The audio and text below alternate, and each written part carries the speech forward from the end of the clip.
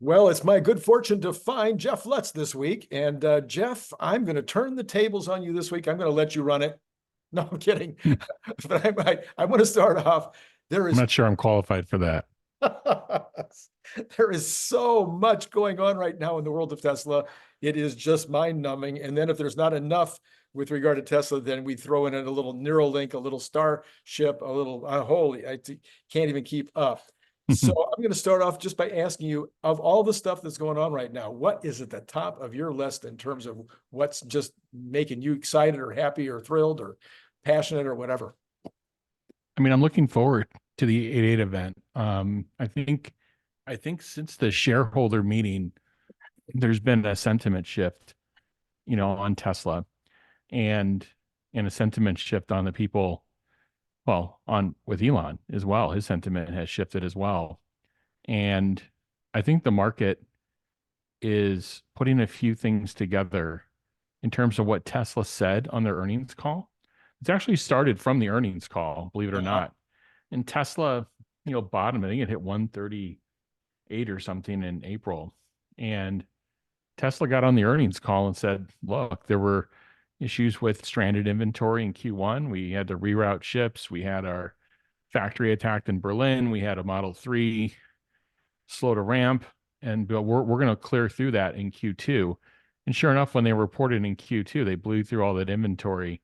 So I think they're going to have a good working capital view, good cash view, and I think they're going to keep marching margins up higher. Yeah. So I think earnings, I think 8/8, I think the sentiment shift started maybe at the Q1 earnings call, but definitely it was still tenuous into the shareholder meeting. Shareholder meeting definite flip.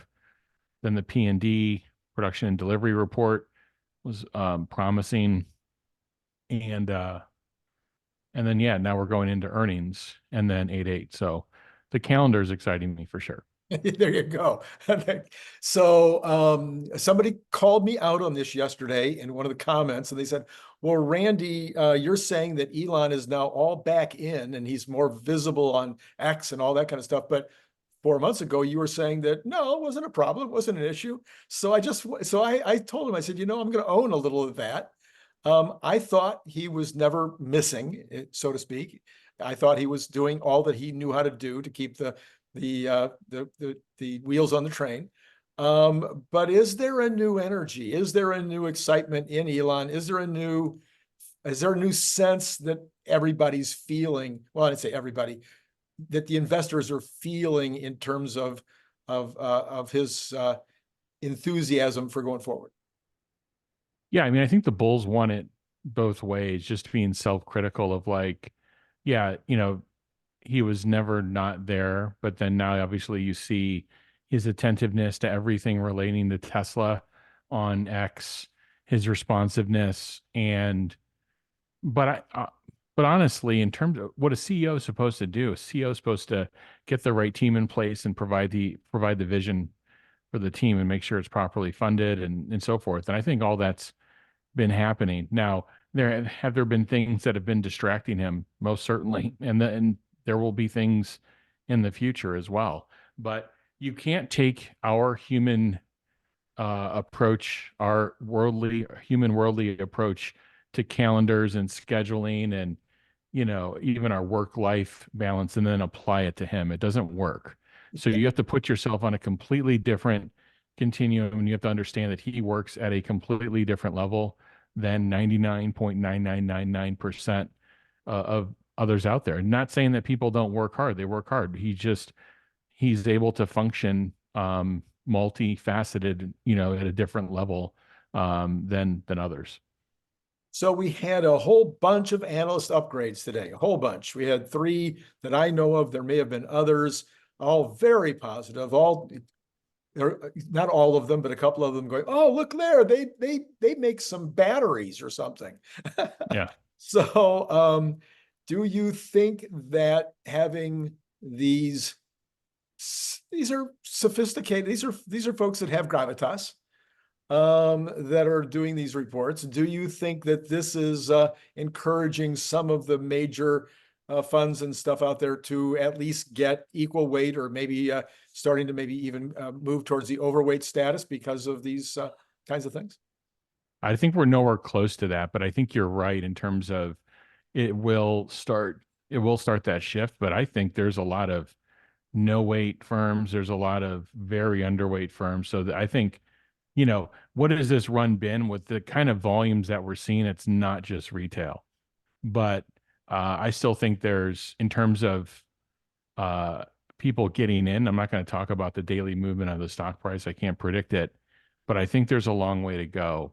And in terms of people getting to equal weight and maybe overweight at some point. But, Tesla's got to put up the earnings, and they've got to, if the robo-taxi announcement is see you in, this is an amazing thing and we'll see you in, 18 months to 2 years, I think there's going to be a negative reaction to that. Yeah. But if it's an amazing presentation, if it's an amazing prototype, and it's, oh, by the way, we're going to start human supervised ride hailing within, 1 or 2 quarters, I think that's a different conversation. Now you've got a direct Uber, Lyft competitor, and a company that could basically engulf them because they have the quickest path to autonomy. Their Uber and Lyft are nowhere on that, and yeah, and that's where it becomes very interesting. So it really depends on how this 8.8,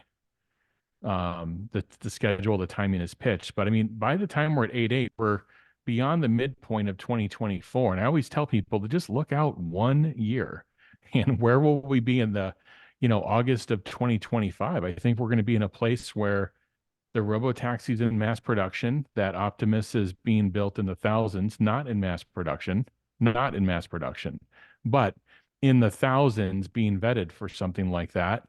And that will be at, full autonomy. I mean, if those things, if one of those things happens, I think you're just, the stock is, it should be, I mean, the company should be re-rated. Yeah. Okay. Yeah. So I've been a little confused by you. Oh, no, not by Jeff. Sure. Lutz. About the Gen 2.5. Now, let Yeah. me start by saying, and maybe set it up, that there's an awful lot of people out there that think that the Gen 2.5 is like the most important thing that Tesla could ever do. And I'm sitting there going, you got to sell 400,000 of those to equal 100,000 Cybertrucks. It's like you got to sell 1 million of them to equal 100,000 or 200,000 semi-trucks. Putting aside for the fact of how important it is in terms of the future, it could be important in terms of selling a lot of robotaxi rides, I suppose. But what are you actually thinking is going to be the 2.5? Is it? Well, no, you'd explain it, and then I'll just tell you what I didn't understand, or maybe I did understand. Go ahead. Gen 2.5 is going to be based on the production methods, the serial production methods and line capital of the current 3 and Y. Yes. And where the modules can be replaced and dropped in, or with some slight tooling modification, they will drop in modules that are ready, that are from the Gen 3 platform, from the unboxed platform, meaning it won't be manufactured in an unboxed method, but it will be the modules that will be, completely interchangeable between that and the current, or we made it interchangeable between the 3 and Y. So what that does is that extends the capital life of the 3 and Y lines versus throwing those lines away. Would have been a very messy transition, very costly transition. It pre-ramps the modules going into the next generation platform, the major next generation platform.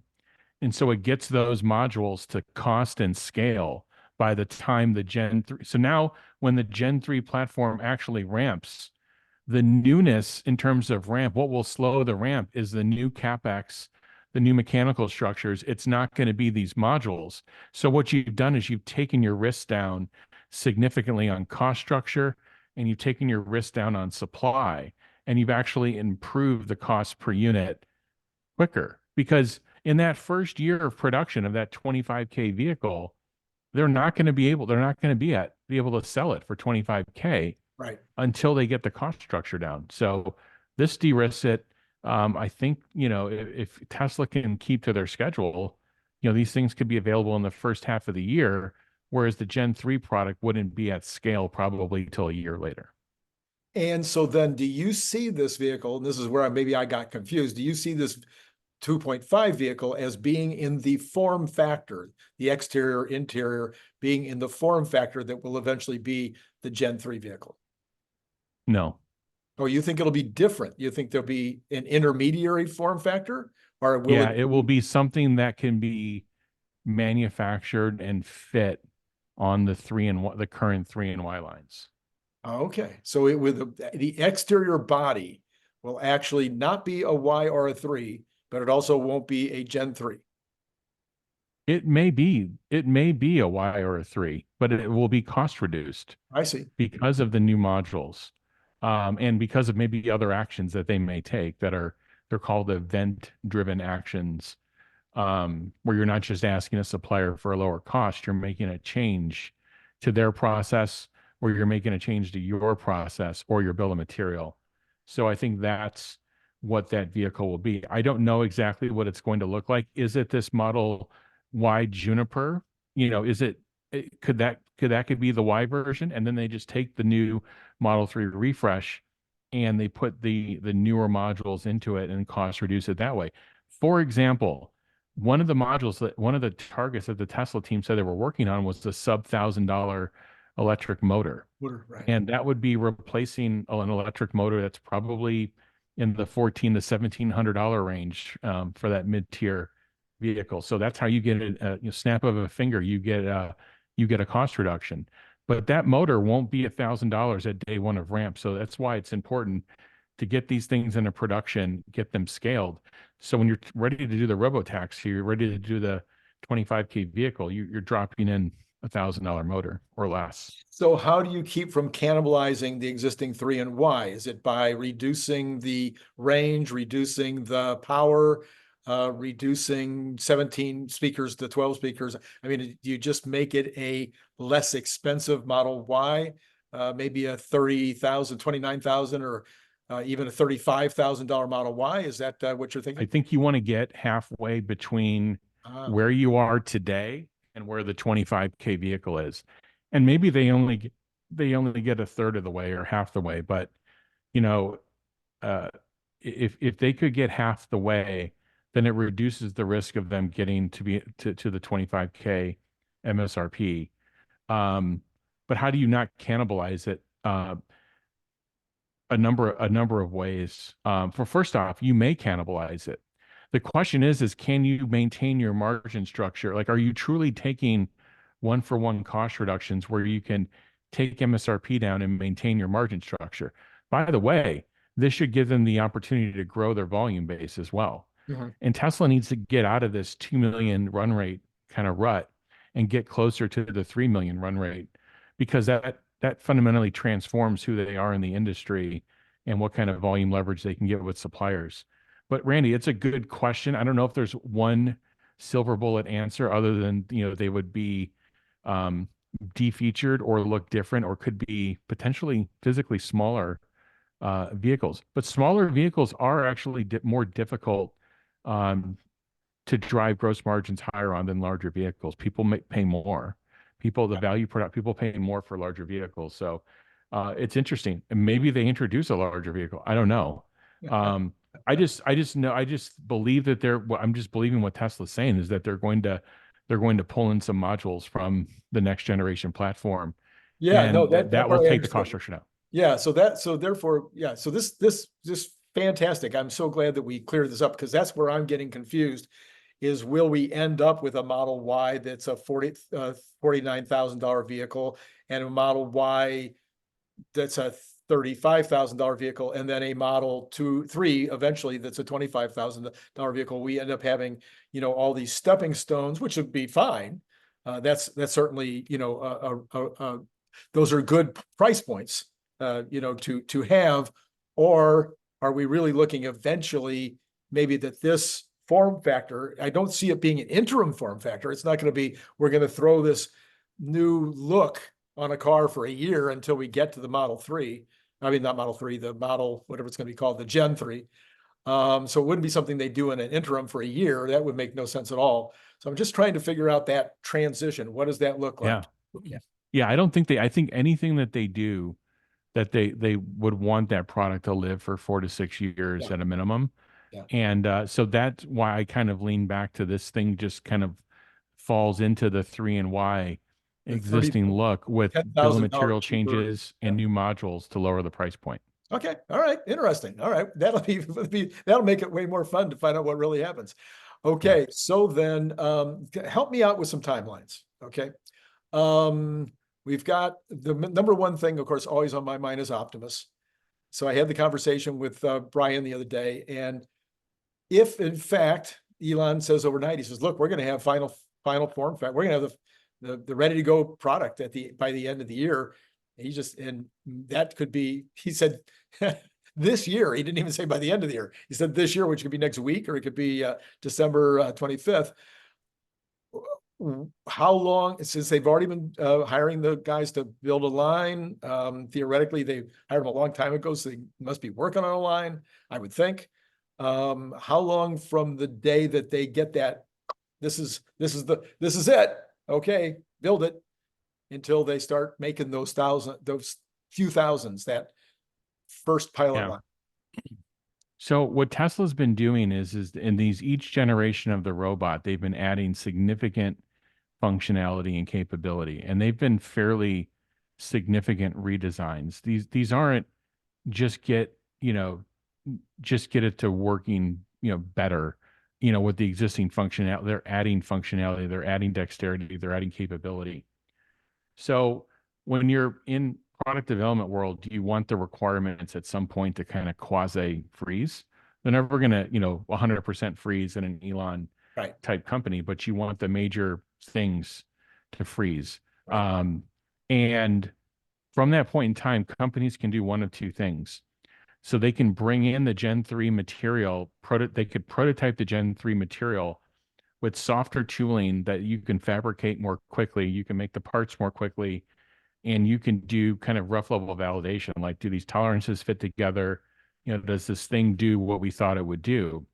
And what some companies do is they release production tooling in parallel, even before they've seen the full results of that build. And when you do that, you can save, a couple of months. But I think you're talking about somewhere between a 9 and 12-month schedule for them to get into the start of, it's called SOP, the start of production. I would venture to guess that whenever this new Optimus comes in, it's been through a full suite of engineering testing, which means, functionality at room temperature, complete functionality, through a test plan, through the factory, but through an engineering test plan, and then through a reliability test plan.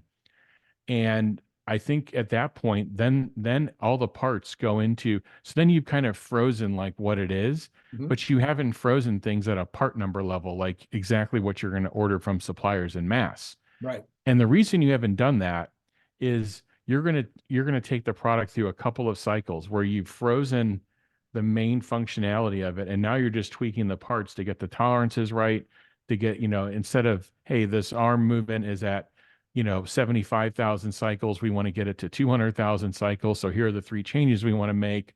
Oh, we put this thing through IPX5 saltwater spray testing, and we had a failure, so we want to take this, we want to add a gasket here, and we want to bring this rib in, we want to bring this curvature of this piece in.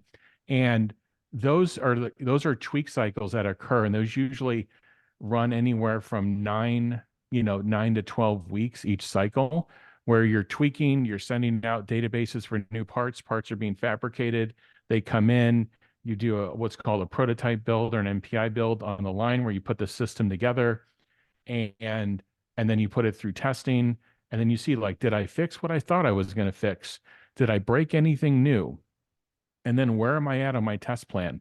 Which test have I executed? Which tests have I failed? Which tests are still blocked that I'm unable to run? And you keep running through these cycles, probably, in a product of this complexity, probably 3 or 4 cycles And that's how you get to 9 months to a year to be ready for production. Like I said, there's ways to do shortcuts. Sure. Um, and this is one of the advantages, by the way, of if you were to be able to do product development in China, you are, you have part fabrication much closer to you, but they can overcome a lot of that with hand carries. They can overcome a lot of these different things. But anyway, 9 to 12 months, I think, from the time they say like, hey, we've got a decently validated, Gen 3 prototype. So that falls in line with the second half of 2025. And that would be the 1,000 or thousands that they would put into their own facility and maybe start to ship to some other people, a few. Well, they could do 1,000, their prototype, remember those 3 or 4 spins I was telling Yes. you about? Mhm. They could produce thousands just Of doing that. those. I see. Okay. All right. Yeah. Interesting. All right. Well, then let's look at my second favorite, which is semi-truck. Because I don't care about the Gen 2.5 and I don't care about the Gen 3. I like the Juniper. I'm looking forward to the Juniper.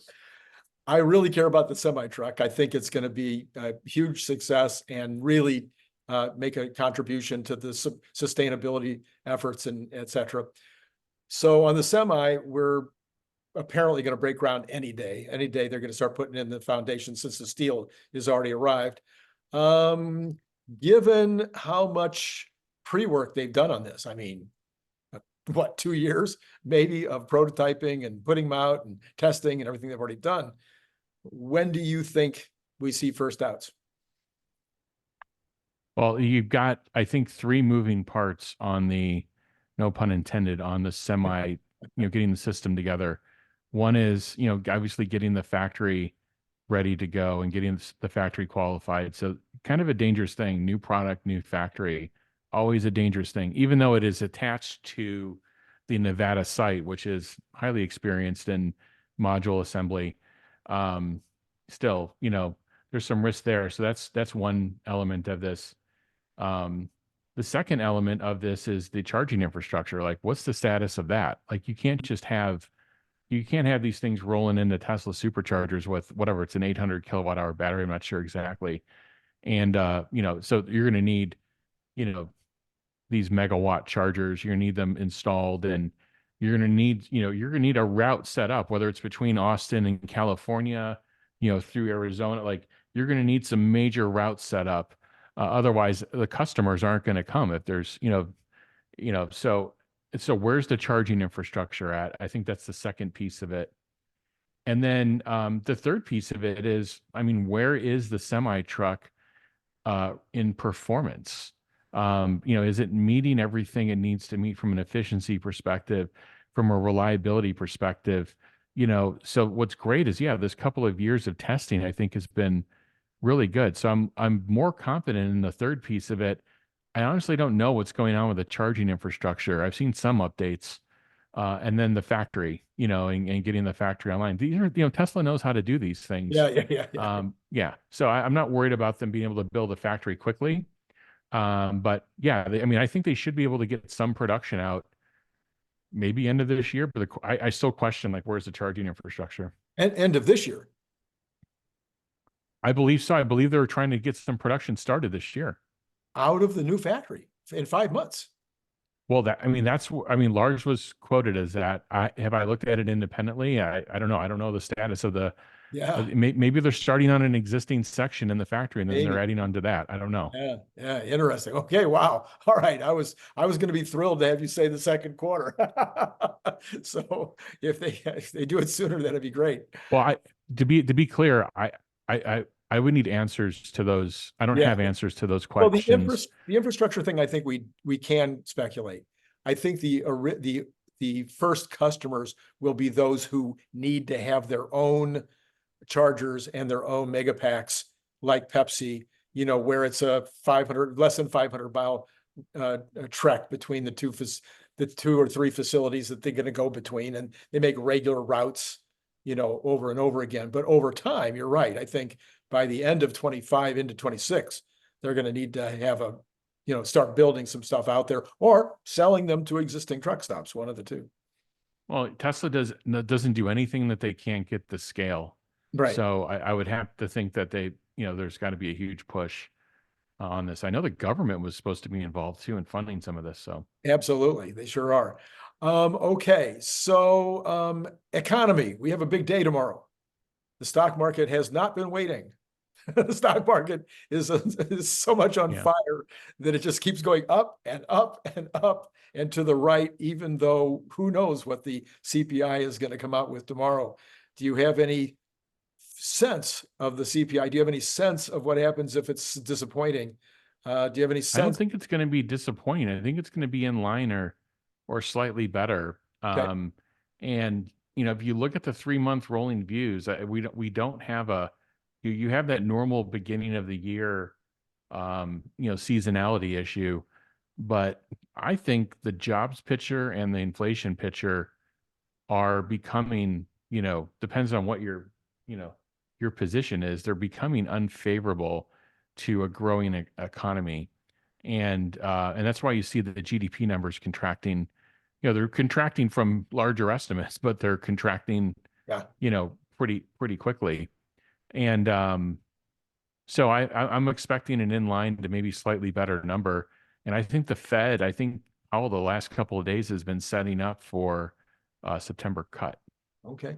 All right. I mean, obviously my number, which I've been saying none this year, maybe one in November would change if we have both a better, I guess if you want to say it, a better than expected CPI, a better than expected PCE at the end of the month, and a better expected, a bad jobs report. If we get to 4.2, 4.3, I think they cut for sure in Yeah, September. we're not meaningfully adding private sector jobs. No.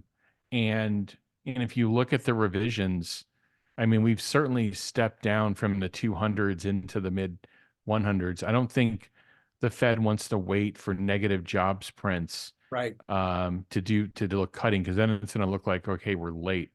Yeah. So and they've said this themselves. They don't want to wait for 2% inflation, and they don't want to wait for a bad jobs picture. They want to get ahead of that, but they want to make sure everything's kind of in line. So I wasn't certainly not expecting anything in June, and wouldn't be expecting anything now, but September possibly. And I guess I think about 70% of the economists who I typically, if I have 70% of anything, I usually go the other way. But 70% of the economists are looking for a cut in September. And after tomorrow morning, that number might go up. Having said what you just said about the jobs and about what you're hearing in the economy, do you think there's a chance that we'll have a negative GDP in the second and or third quarter? Probably not second unless we get some goofy revision, you know, months later.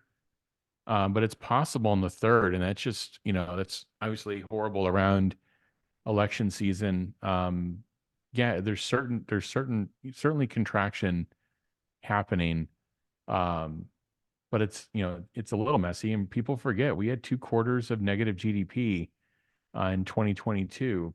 We also had a Fed in I think it was 2022, that you know, where rates were between a quarter point or half point, and they said they would do 1 rate increase, I think in 2023, and ended up doing 7. Yeah. And rocketed us to 4.5% in like record time, or at least, you know, record time at over 4 decades. So their ability to forecast has been terrible.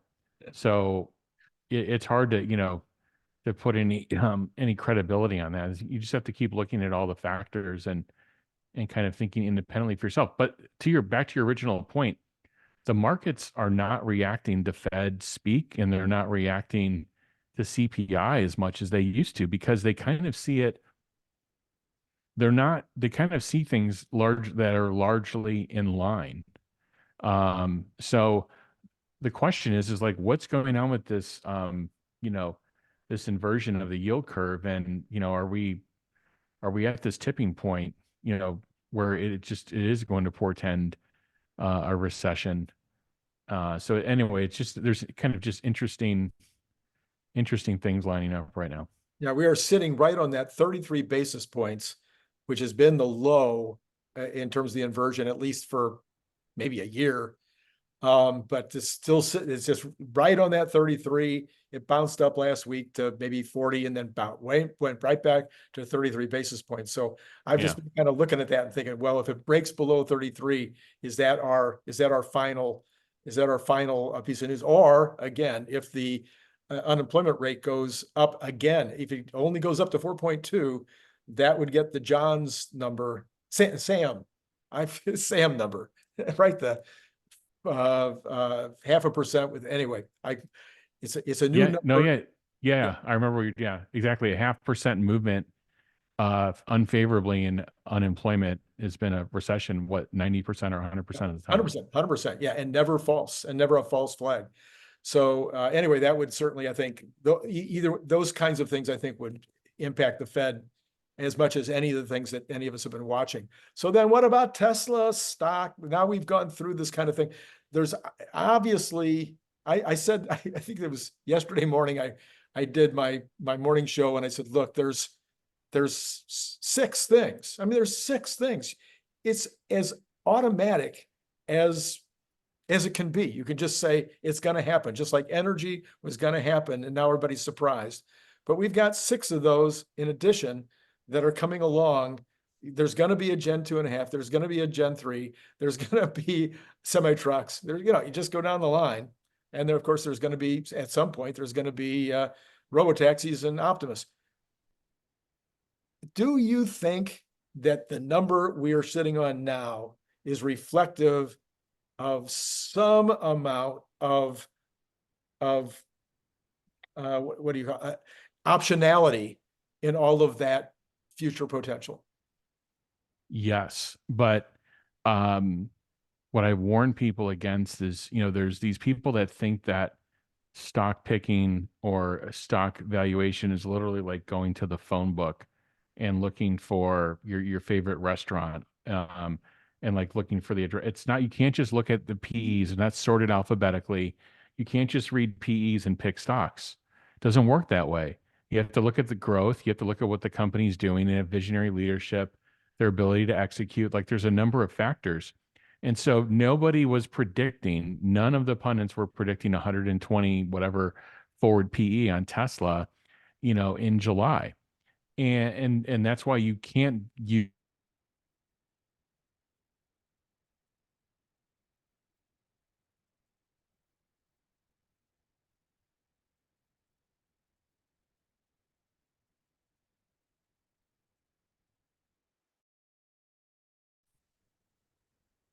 Oh, we're back. Look at that. I wonder if I'll slice that together or not.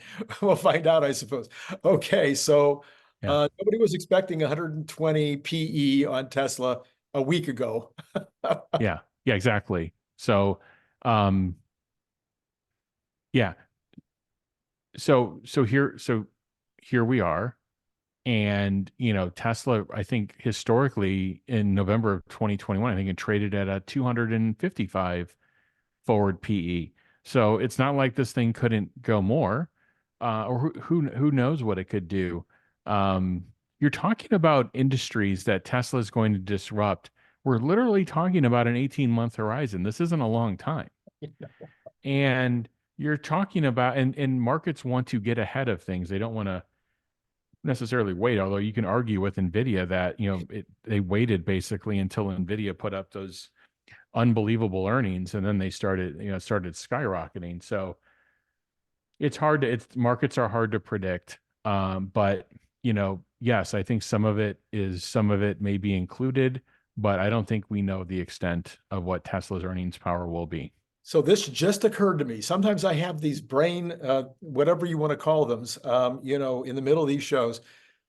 So when you had a Amazon that had its secret, other business that was going to change everything, and when you even had NVIDIA, whose secret other business was going to change everything. Right. It wasn't so secret, but it was, it was a small part of their business, or a smaller part of their business. Yeah. I mean, you can go down the line with all the companies, all the Magnificent Seven, and many other examples in history. In each of those cases, you had founding CEOs, presidents, who were really good at what they did. And that you could maybe say, look, based on what they've done, NVIDIA could potentially turn this into something really big. But it wasn't like they were the number one entrepreneur of all time running the company. We're sitting here with these 6 completely disruptive things led by somebody and with a lot of progress in place for all of them. These prototypes and vehicles driving around the roads and stuff that are proving the case, and led by a guy that pretty much 100% of the time delivers on what he said he's going to do, even if he's late. It would seem like that would be the kind of thing that would absolutely get these guys to say, I got to have a piece of that. And some people are thinking that way. But a lot of people aren't putting those pieces together like you did, Randy. And if you turn on mainstream media, nobody is putting those pieces together, and they all look foolish when they're asked right now about why, what's happening, why is this happening? And they're going back and they're just looking at, then they become one-dimensional and they turn into robots, and they're just like, oh, I just looked at the earnings and it said this, and the Bloomberg terminal told me this, and if you don't have people thinking about those 6 things, and they may have a different time horizon too. That's the other thing. We're all different in terms of how we think of things, but you don't need a very long time horizon for what we're talking about either. Not so at this point. I mean, you're preaching to the choir.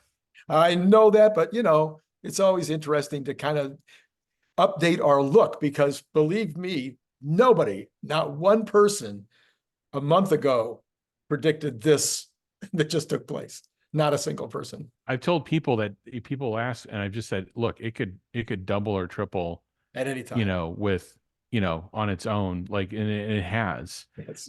People forget in 2023, we were at low hundreds, right? In January of 2023, and in July we're at 300. Yes, exactly. So, I mean, anyway, so listen, we've seen what it can do. I know you've got a hard break, and I can take people through the numbers without you. But as always, thank you for coming on and helping us get a little smarter, I hope. I'll let them comment below as to whether that's true or not. Thanks, Jeff, Randy. Always great to speak with you. All right. See you later. Take care. All right. Let's take a look at what is going on right now. We had, of course, Tesla up strongly. No, not as strongly today, but at some points today, Tesla was up quite nicely, breaking through 267 a couple of times. And I thought there for a while it might hold on for the day, but it didn't. And it came down at the end, up 93 cents for the day at 263.26. And in the after hours has lost all of that and a little more, down $1.29 so far in the after hours at 261.97. Yeah, good guess about tomorrow. I would say I don't have a clue. If the CPI comes in better than expected, that should be a bullish deal for Tesla. When I say better than expected, lower interest, lower inflation than expected, it should be a bullish indicator for Tesla. We'll see if it has that impact. But right now, after this big run, so tempting for some people to say, no, I'm going to take some profits. So that's the thing we're bouncing against. We're bouncing against this. Now it's a 267, 265. But I'm telling you, if we get a solid breakthrough above 265, I think there's nothing to keep us from going to 300. Although, even if we do that, we could still see that 20-30% retraction, retracement rather, back into the 220 range. All of those things are possible. I know that's how helpful have I been, right? Giving you all those possible options. Then you get to decide what to do about it. All right, let's go ahead and take a look at the rest of the day. The rest of the day, we had the Dow up 429 going into the CPI. So they're expecting a good print. NASDAQ up 218. They're expecting a good print. S&P up 56.93. So everybody's expecting a good print tomorrow. Let's take a look at what that is in percentages. The Dow up a full percent. NASDAQ up 1.18, and the S&P also up 1%. We had the Magnificent Seven all up nicely, and we had the Cathie Woods, though, mixed bag. All right, let's go ahead and look at the bonds. The bonds, as of now, we have got the 10-year. Oh, we got 2 minutes to go on the bonds. Let's come back to the bonds in a second. Let's go ahead and look at the rest of the numbers first, because in 2 minutes we will have the rest of the bond information. So let's look first at oil.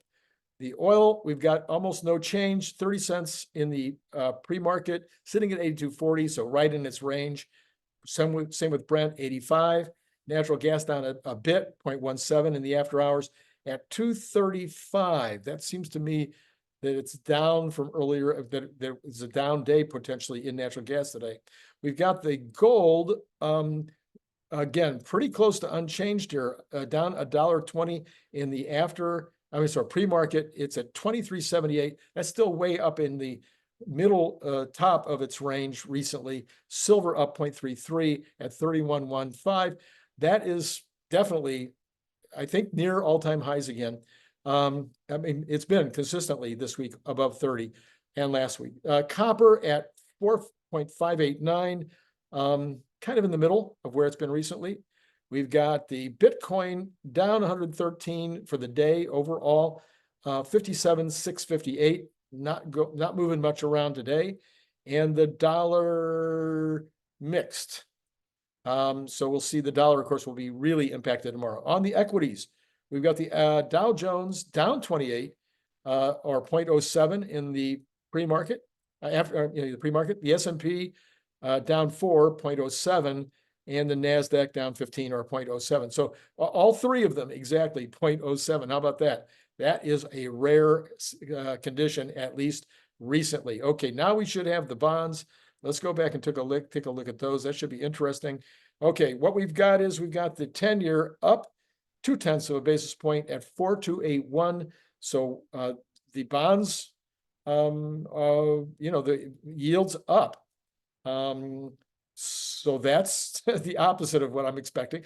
2-year down 1 basis point. So the split there is, still right around 33, 34, right in that range. And the 2-month down 0.5 of a basis point, and well over 100 basis point difference there. There was just a change. I'm just looking to see if it was much of a change. It's kind of moving even as I watch, but nothing that is, well, let's just say it again.